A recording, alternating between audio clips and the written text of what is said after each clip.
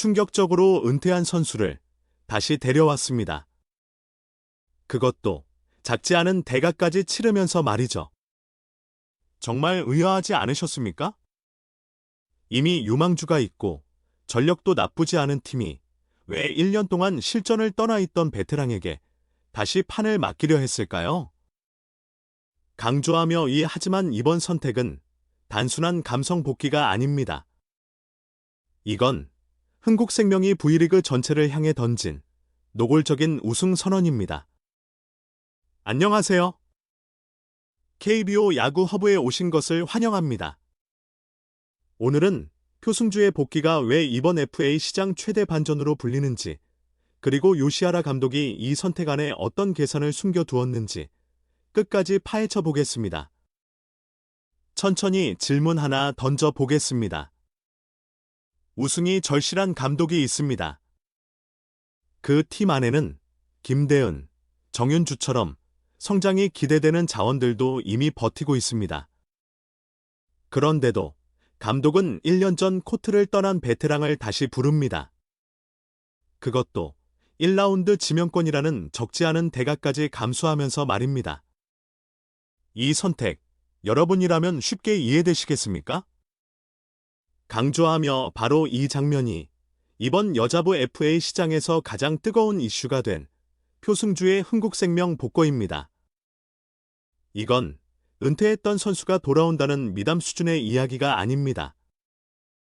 이건 요시하라 감독이 우승을 위해 지금 이 순간 가장 필요한 조각이 무엇인지 분명하게 선언한 결정입니다.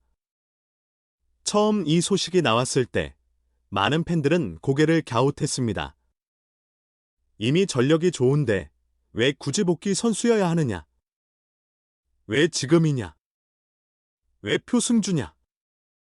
그런데 흥국생명의 이번 비시즌 행보를 하나씩 뜯어보면 그 의문은 점점 확신으로 바뀌기 시작합니다. 요시하라 감독은 단순히 이름값을 본 것이 아니었습니다. 실전 감각이 비어있는 1년보다 그 선수가 코트 위에서 만들어줄 안정감과 구조를 더 크게 본 겁니다. 놀라며 그렇다면 1년을 쉬었던 표승주에게 도대체 무엇을 본 걸까요? 그리고 이 선택은 2026 시즌 V리그 여자부 판도를 어디까지 뒤흔들 수 있을까요? 오늘 우리는 표승주 복귀의 진짜 의미, 요시하라 감독의 계산, 그리고 흥국생명, 현대건설, 기업은행으로 이어질 수 있는 상위권 경쟁의 미래까지 차근차근 짚어보겠습니다. 감동적으로 본격적으로 들어가기 전에 여러분의 구독과 좋아요는 이런 깊이 있는 분석을 계속 이어가게 만드는 힘입니다. 운영자에게 큰 도움이 되니 끝까지 함께해 주시면 감사하겠습니다. 그럼 이제 흥국생명의 가장 과감한 승부수 속으로 들어가 보겠습니다. 먼저 이번 시장을 이해하려면 2026년 여자부 FA 시장의 구조부터 봐야 합니다. 올해 V리그 여자부는 옵션 포함 총액 29억 원 수준의 샐러리캡이 유지되면서 모든 구단이 한정된 예산 안에서 최대한의 효율을 뽑아내야 하는 상황에 놓였습니다. 좋은 선수를 데려오고 싶어도 무작정 지를 수는 없는 구조입니다. 특히 A등급 선수를 영입할 경우 보상 규모가 만만치 않습니다. 전 시즌 연봉의 200% 보상, 그리고 보호 선수 6명 외에 1명을 내줘야 하는 규정은 여전히 강한 장벽으로 작용하고 있습니다. 한마디로 좋은 선수를 원한다고 해서 아무 팀이나 쉽게 뛰어들 수 있는 시장이 아니라는 뜻입니다. 그런데 바로 이런 판에서 흥국생명은 단순한 소비가 아니라 규정을 해석하고 활용하는 방식으로 움직였습니다. 강조하며 핵심은 두 가지였습니다. 사인 앤드 트레이드, 그리고 아시아 쿼터 활용입니다. 흥국생명은 이번 비시즌 돈만 쓴 팀이 아니었습니다. 규정의 틈을 읽고 전력 약점을 정확히 찌르며 가장 효율적인 방식으로 판을 설계한 팀에 가까웠습니다. 그 대표적인 장면이 아시아 쿼터 활용입니다. 현대건설에서 리시브의 핵심 역할을 했던 저스티스를 품었다는 점은 많은 관계자들 사이에서도 신의 한 수라는 평가를 받았습니다. 지난 시즌 리시브 효율 38.5%를 기록했던 저스티스는 공격형 외국인 자원과는 결이 다릅니다. 그녀의 가치는 화려한 득점보다 무너지지 않는 연결에 있습니다. 흥국생명은 지난 시즌 공격력 자체가 부족해서 흔들린 팀이 아니었습니다.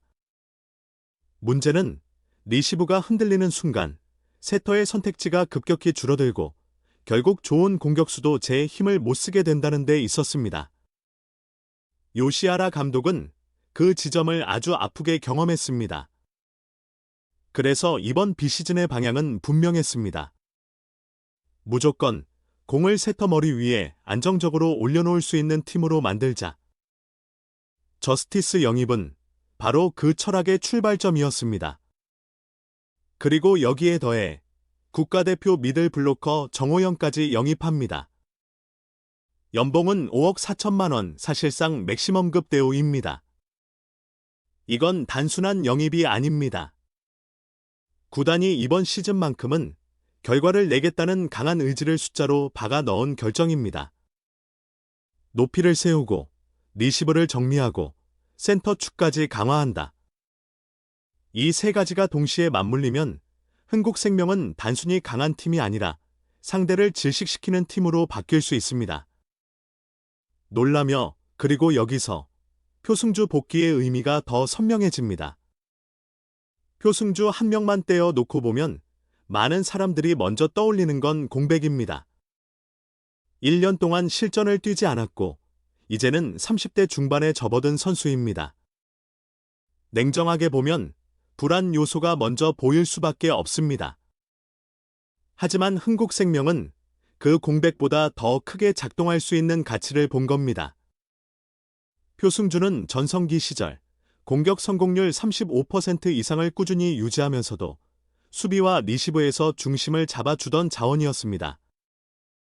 눈에 확 띄는 폭발력만으로 설명되는 선수가 아니었습니다. 경기 흐름을 읽고 위험한 공을 살리고 공격수들이 편하게 들어갈 수 있는 판을 만드는 능력. 바로 그런 부분에서 리그 최상위권 평가를 받았던 선수였습니다. 천천히 요시하라 감독은 아마 이 지점을 가장 크게 봤을 겁니다. 젊은 유망주가 해줄 수 있는 것과 큰 경기에서 구조를 안정시키는 베테랑이 해줄 수 있는 것은 분명히 다르기 때문입니다. 김대은, 정윤주 같은 유망주는 분명 기대되는 자원입니다. 하지만 우승을 노리는 팀은 가능성만으로 시즌을 버티지 않습니다. 결국 중요한 경기, 중요한 순간, 흔들리지 않는 볼 처리와 판단이 필요합니다. 표승주는 바로 그 부분에서 팀 전체의 흔들림을 줄여줄 수 있는 카드입니다. 그래서 이번 복권은 감성적인 선택이 아니라 구조적인 선택에 가깝습니다. 표승주, 저스티스, 그리고 최은지로 이어지는 리시브 라인이 안정되면 세터의 토스 선택지는 넓어집니다. 토스가 안정되면 공격수의 성공률이 오릅니다. 공격 성공률이 오르면 젊은 선수들도 더 좋은 상황에서 성장할 수 있습니다. 즉, 표승주 영입은 한 사람의 복귀가 아니라 팀 전체 효율을 끌어올리기 위한 연결 장치라고 봐야 합니다. 강조하며 이해하지만 여기서 끝나면 분석이 아닙니다. 흥국생명의 이번 전력 보강은 분명 화려합니다. 그런데 화려한 전력 뒤에는 반드시 그림자도 따라옵니다. 가장 큰 변수는 역시 표승주의 실전 감각입니다. 해설위원으로 현장을 지켜봤다고 해도 실전은 전혀 다른 이야기입니다. 훈련과 경기, 그리고 경기의 5세트를 버티는 체력은 완전히 별개입니다. V리그 일정은 결코 가볍지 않습니다. 상대들은 표승주의 이름값을 존중해주지 않습니다. 오히려 더 집요하게 흔들려고 들 겁니다. 리시브를 집중 공략할 수도 있고 긴 랠리로 체력을 시험할 수도 있습니다.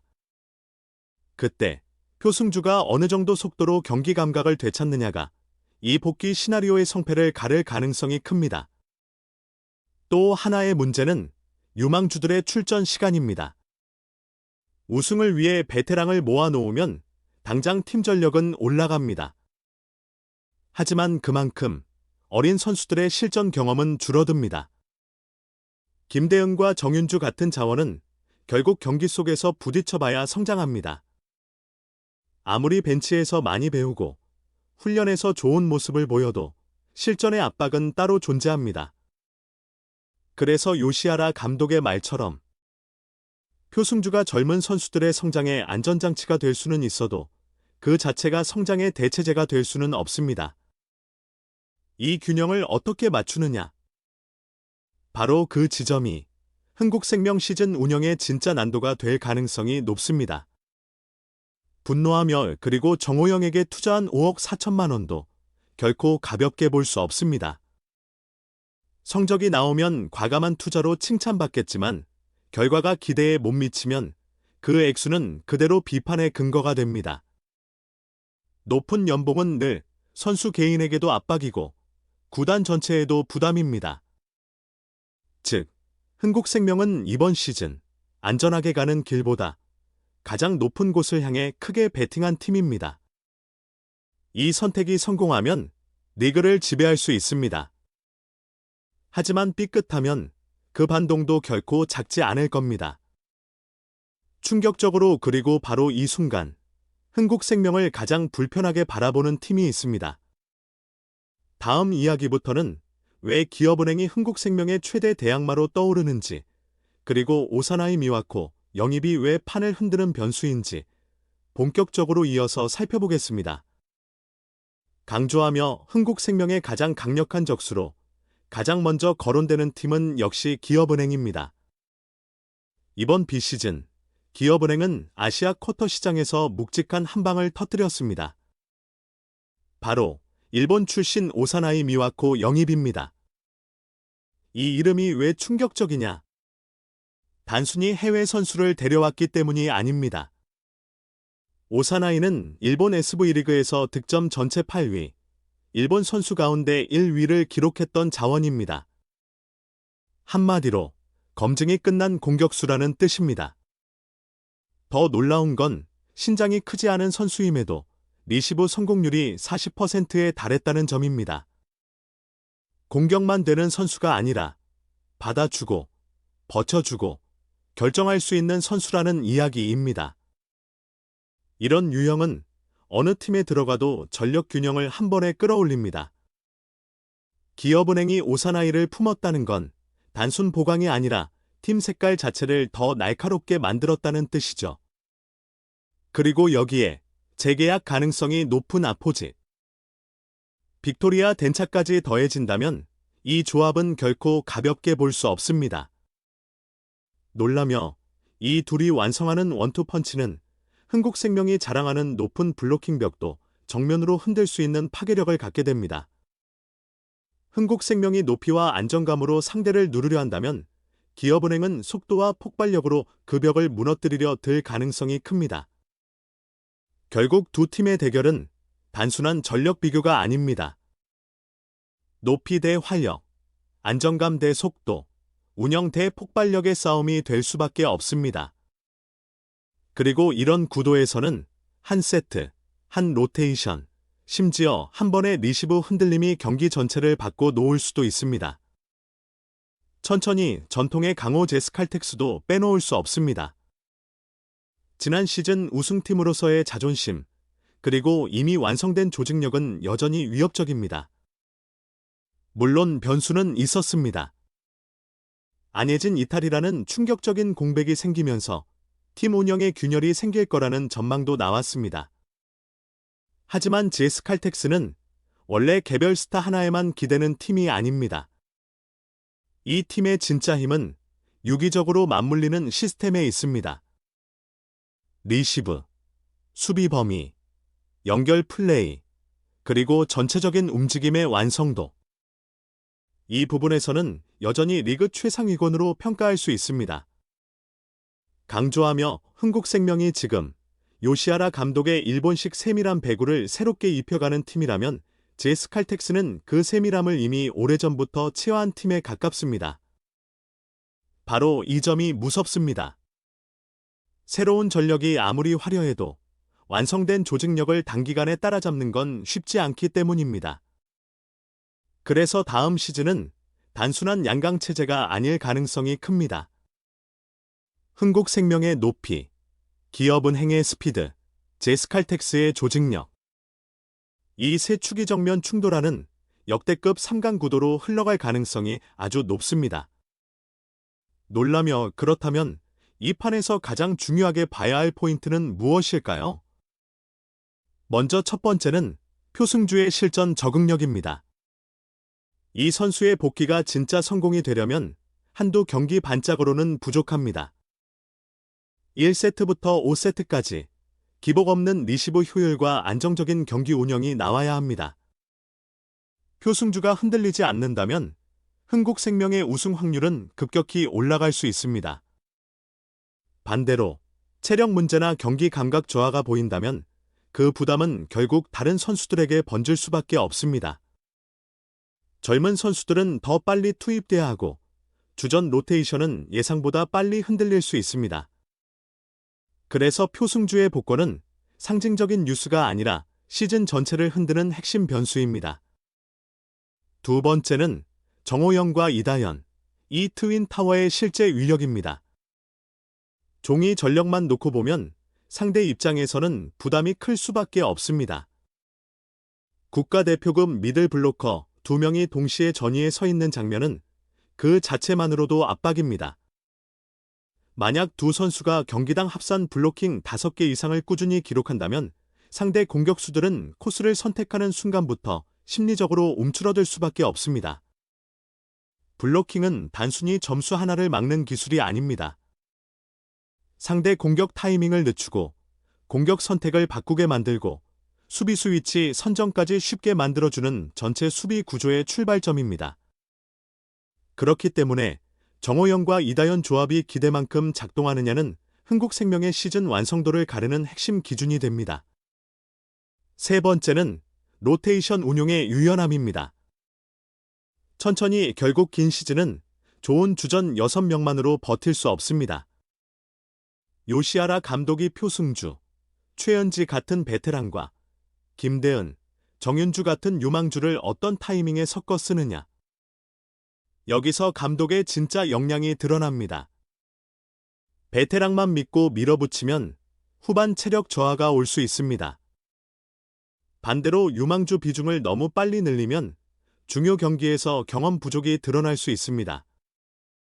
결국 우승팀은 누가 더 좋은 선수를 모았느냐보다 누가 더 정확한 순간에 카드를 꺼내 드느냐로 갈릴 가능성이 높습니다. 강조하며 제 판단은 이렇습니다. 흥국생명이 정규리그 1위를 차지할 가능성은 분명히 높습니다. 전력 구성만 놓고 보면 가장 빈틈이 적고 가장 치밀하게 설계된 팀에 가깝기 때문입니다.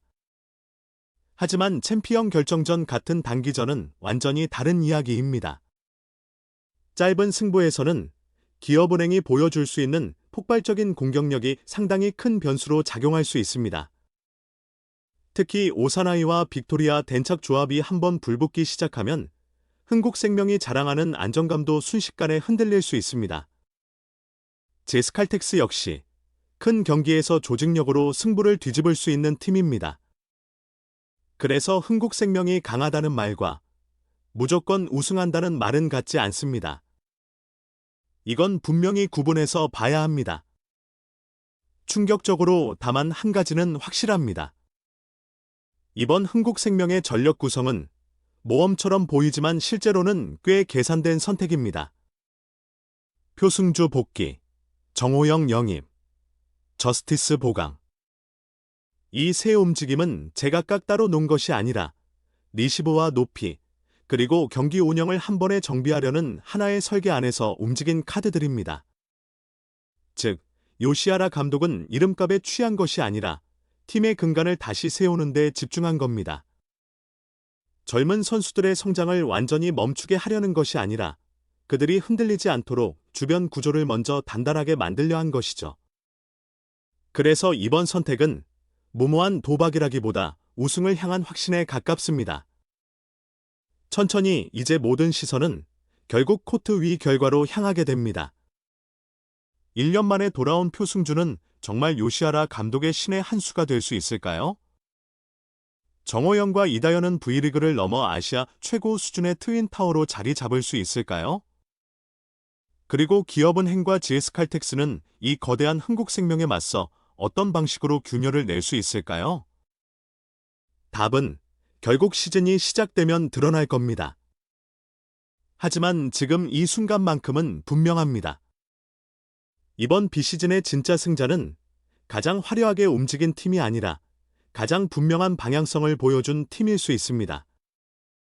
그리고 그 중심에는 표승주라는 이름이 서 있습니다. 여러분은 이번 흥국생명의 선택 어떻게 보셨나요? 정말 우승을 향한 완벽한 설계였다고 보시는지 아니면 너무 큰 베팅이라고 보시는지 댓글로 여러분 생각도 남겨주세요. 오늘 영상은 여기서 마치겠습니다. 구독과 좋아요, 알림 설정까지 부탁드리고 오늘도 배구처럼 시원한 하루 보내시길 바랍니다.